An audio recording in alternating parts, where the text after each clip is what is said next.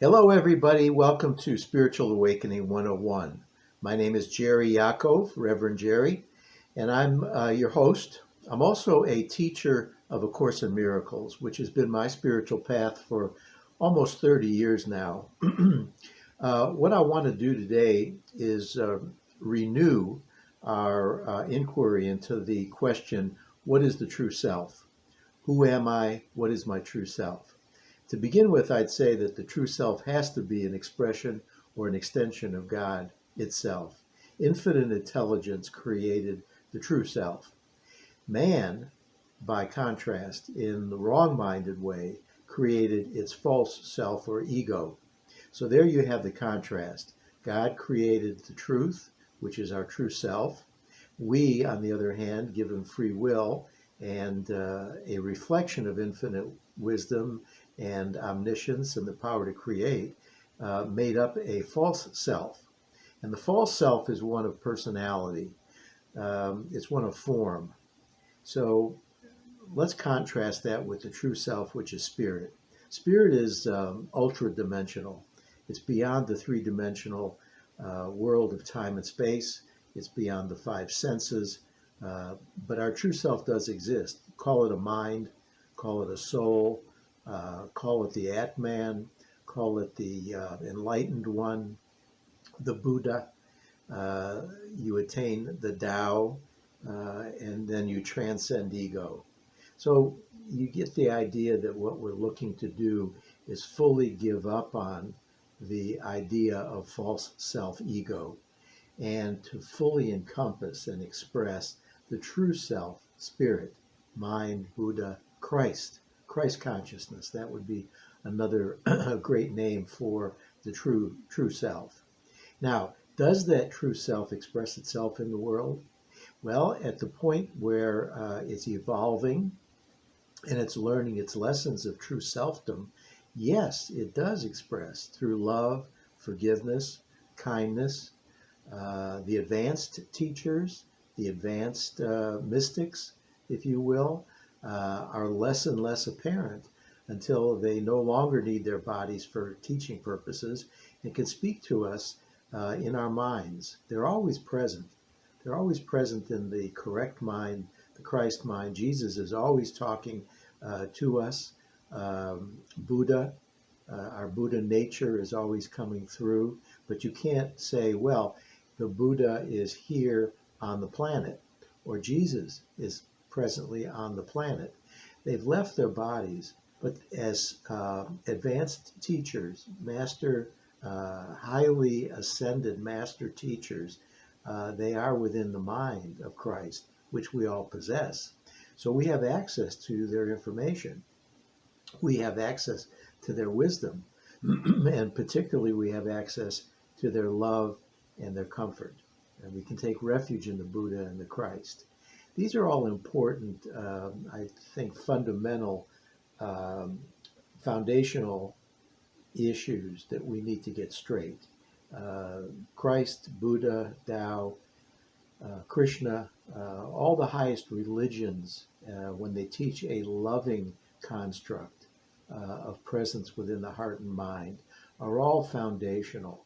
And when we build our house on rock, then we know that the winds and the turbulence in the everyday apparent circumstances, such as what we're going through now with this pandemic issue, will blow on the house, but the house will stay sturdy and very, what's the word I want? Unshaken. There's a peace and a serenity that passes all understanding in this house. And this house is immortal, whereas the circumstances and the physicality of the five senses, the form, is impermanent.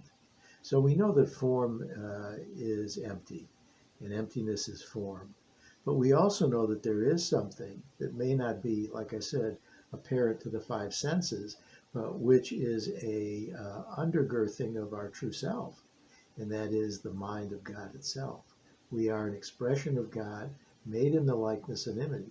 God has no form either. God isn't on the planet in the physical sense of form. But God is in our minds and is in everything on the planet, alive, inert, sentient, unsentient, because it's in our minds. And we can therefore see the entire universe in a grain of sand. What that means is that God is omnipresent. And being omnipresent, of course, includes our own minds. And this is the nature, I would say, of the truth self. The truth self does not have any particularity. It's not a spot on earth. Or as I've heard it said, there is no spot where God is not. And if God is everywhere, it's like the ocean. It's all water.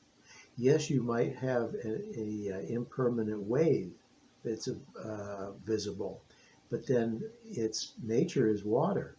And then, of course, the wave goes back into the ocean. So what is the true identity of the ocean? Waves, or is it water? These are interesting questions to contemplate. But I think the truth that we're approaching is that, like water, being everywhere, love is our true identity. God is love. And God extended itself as the Christ to be and express itself as love. Now, on the planet, in the dream, let's call it, the illusion that we're maintaining by ego-mindedness, there are judgments and there are fearful experiences. They come from projections of our wrong ego mind, the wrong self. And what we want to do is be able to take those wrong projections of guilt and sin and so forth, the darkness, and bring it to the light, bring it to the illumination of Christ Buddha. And in that way, we are relieved of the judgments. We're relieved of the terror and the fear and the depression and the anxiety that comes along with wrong-mindedness. You can only be fearful if you're in your wrong mind and you feel disconnected or thinking disconnectedly from Christ itself, which is your true nature. And true nature is, as I said, perfect love. And perfect love casts out all fear. So that indicates that we must be in our wrong minds if we're fearful. I want to let that kind of sink in for all of us for a moment. Being in our wrong minds, identifying ourselves as a body in a world of other separate bodies, all being separate from the Creator, the omniscient one, the infinite one, is a terrifying prospect for the mind. But it couldn't happen. That's impossible. We can't separate from that which is omnipotent and omnipresent and omniscient. And so we want to purify our minds, discipline our minds, make sure that in our minds we're clear that who and what we are is the light and the love. And that may not be observable in the three-dimensional world. But never mind that, as we are impermanently here on the planet, we're in the world but not of it, we can express that love through our speech, through our patience, through our kindnesses, just through our humanity. True humanity with a capital H would encompass the Christ, the Buddha nature. I'm clear about that.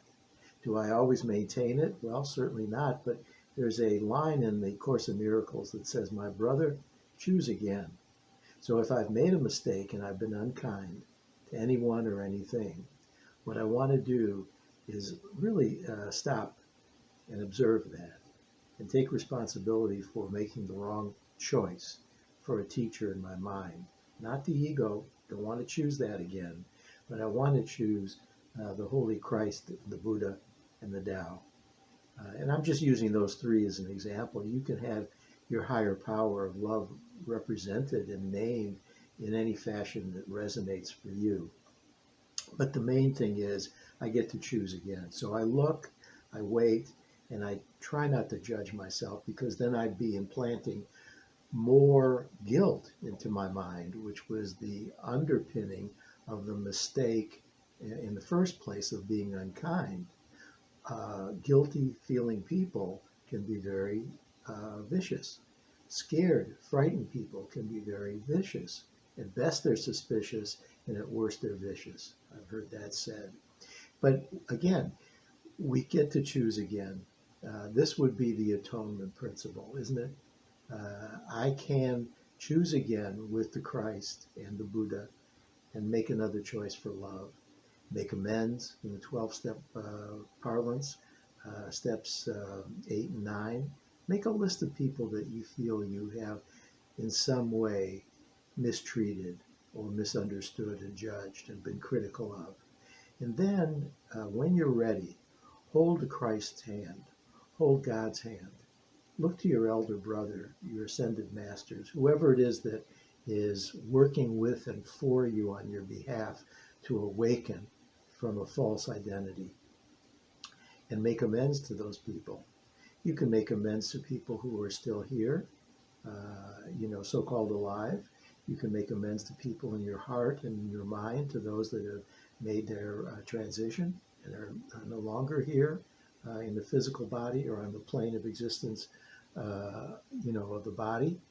This is all work that we do while we're transforming, while we're evolving to be aware of who and what we really are.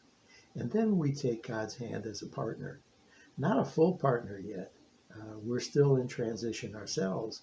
We're still awakening from the false dream, but we're more and more God's eyes and ears, hands and feet, while we're here in the impermanence of the world. Now, when I speak about the impermanence of the world, I'm really speaking in terms of the illusory nature to things that are concrete, that you can touch. If you can touch it, you know that it has a finite existence. The metaphysical, the things that you can't touch, are the immortal, eternal aspects to the universes and to God itself. And that we are an integral part of. Now, that really is hopeful, isn't it? That you, as a soul, as a Christ mind and the Buddha nature, the spaciousness of Buddha itself, that peace and serenity is immortal. And I've had experiences where I've known at a revelatory level who and what I am. It passed, and I was kind of jolted back into my everyday so-called reality of a body and a world. But I remember that experience very vividly. These are glimpses into eternity. And I was very conscious of it at the time. So consciousness survives. And I don't mean personal consciousness. I mean the consciousness that's of Christ and Buddha, which is really not individuated as special cases where certain people, get to be saints or masters. Jesus said, you can do what I've done and accomplished and experienced and more. And what he meant by that is that we're all one. All these minds of Christ Buddha are joined. And so in that oneness, we all, even if it's divisible in time, it seems I had an experience of revelation, and you may have one earlier or later or not yet. The truth is that our minds are all one and joined in Christ and in God. And because of that, we're all capable of having the experience of ultimate salvation and atonement. Or you could say enlightenment, self-actualization. You will have the experience of the Atman. You will know that you are one with everything. And being one with everything, but not on a physical level, but on a metaphysical level, is closer and closer and closer to the truth that love exists and only God's love and light exists. That's the light that shines away the darkness. That's the light that we can rely on when we bring our so-called issues, challenges, the feelings of being rejected or abandoned, all the emotional baggage from early childhood, previous lifetimes, trying to cover all the bases here. None of that is larger than or more difficult for a miracle, a true miracle, coming from God itself. There is no order of difficulty. Why? Because there's no hierarchy of illusions or impermanence. If it's an illusory and it's impermanent, then there's no hierarchy of difficulty. Hence, there's no order of difficulty of miracles. They all get undone. They all get corrected. We all merge together as one mind in Christ Buddha. And when that happens, we absolutely know the truth, and it has set me free, and it has set everyone free. The truth is that's already accomplished. Now we're in a catch-up game, not ketchup you put up on your food, but in a catch-up game in the mental acuity and the discipline of remembering that more and more and more, so that you too are a mystic. You too are an avatar. You too are a diva. You too are the Atman. You know from moment to moment to moment that all there is the eternal now. This moment in eternity, you are one with the entirety of God's creation. It couldn't be any other way. And while we're thinking finite mind, we're getting more and more glimpses, as I said earlier, of what the infinite mind is like. And the infinite mind is pure bliss. Like I say, I had a revelatory experience, and I remember I was stopped in my tracks. It came over me, and I was no longer my body. I certainly wasn't in the room on a conscious level that I was, standing in that room. I can remember in hindsight where I was when it kind of came over me or came through me. But these are rewards, I'll use that term, gifts of grace. This is what God offers us as we're practicing and studying and learning. Here is an incentive. Here's a motivator. Here is a glimpse. My mind must have been particularly open that day. I don't know what I'd been doing or preparing any differently maybe than what I've been doing and preparing for 30 years and 40 years now. But there just was an opening, a crack in the pottery, so to speak, where the light came in. And the light was so strong that it became everything. It also became nothing. As I say, on the level of the physical, it's nothing. And you can't touch it, smell it, hear it, see it, taste it. But on the level of metaphysics, it was everything. It overcame me. Now, the Course in Miracles says if you can take that experience, Jerry, and extrapolate from that 1,000 times and 1,000 times more in greatness and in light and in love and in bliss and in true peace and serenity and joyfulness, you then have a glimpse of what's in store for you when you fully awaken, when you know that you're back home in heaven, which incidentally, we've never left. This is where we're catching up, so to speak. We're catching up to the already existing truth, which could never have been any other way, that we're in heaven. And this can be memorialized, so to speak, as the garden. We're back in the garden, but which we've never left. We've never had a descent from the garden. We've never had a fall from grace. These are stories that are made up by people in some way who are unenlightened, undisciplined in their minds. They feel that they're filled with still the idea of an Old Testament story. Oh, you went against the Word of God. You ate the apple from the tree of good and evil. You believed in the truth of the serpent, which is an example of the ego. You believed the ego, the serpent. You ate from the duality tree of good and evil, and now you've sinned against God. You're expelled. You are now barred from coming back to heaven, and there are angels with flaming swords. I'm paraphrasing the Genesis story. that are guarding the gates to heaven, and you can't come back. Well, I don't believe that. I don't believe that a heavenly loving father would ever say that to their son, their daughter. No way. No way. I like the prodigal son story in the Bible, which exemplifies the return of the son who had gone to the far country and made his mistakes and was exhausted and asked to come home. And the father embraced him with love. The father embraced him with such love that he threw a party. There was a celebration which we, of course, can now identify as the salvation of the soul. What a party, what a celebration. We accept the salvation of the soul because that's God's full intention for us, to continue to have free will, go out and experience what we will, if that's our decision. But we can always choose again, as I had said earlier. Jesus says, my brother, choose again.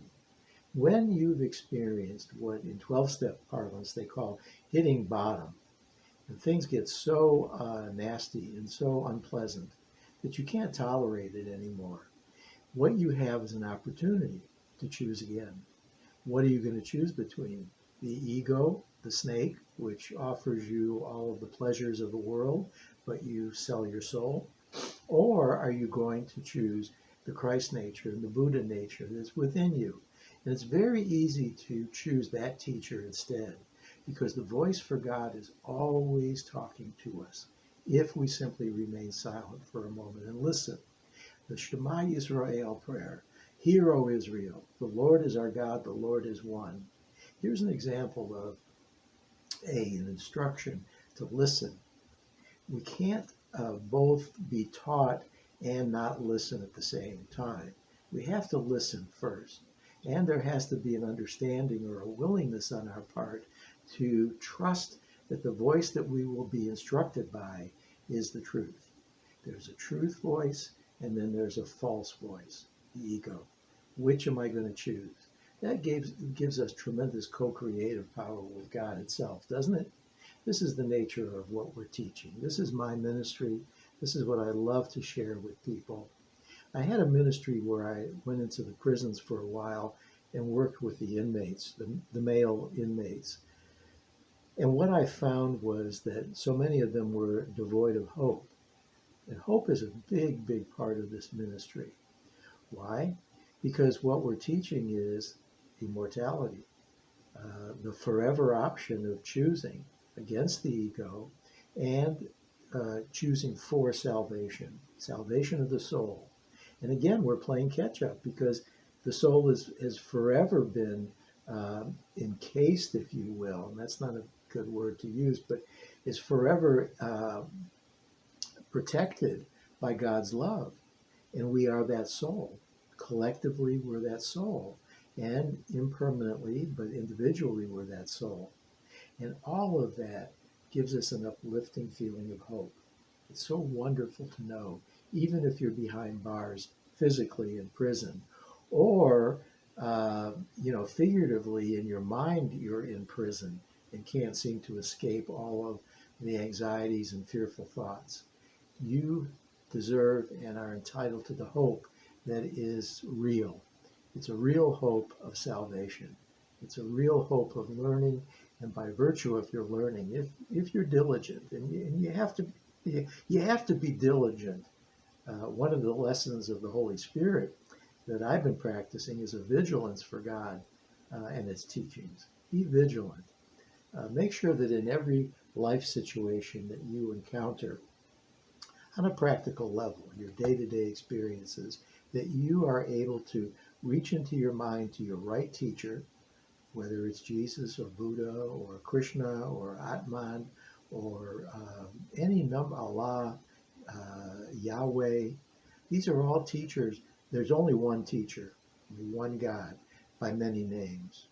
And you turn to that right teacher within your mind, and you will then be given instructions by intuition or by an actual voice, or you may have a dream at night, or someone may come and recommend a book to you or a phone call, is made by a trusted friend or advisor, any number of ways that God will speak to you at the level that you're able to understand, at the level that you're able to comprehend what it is that you need to understand to learn this particular lesson on your travels.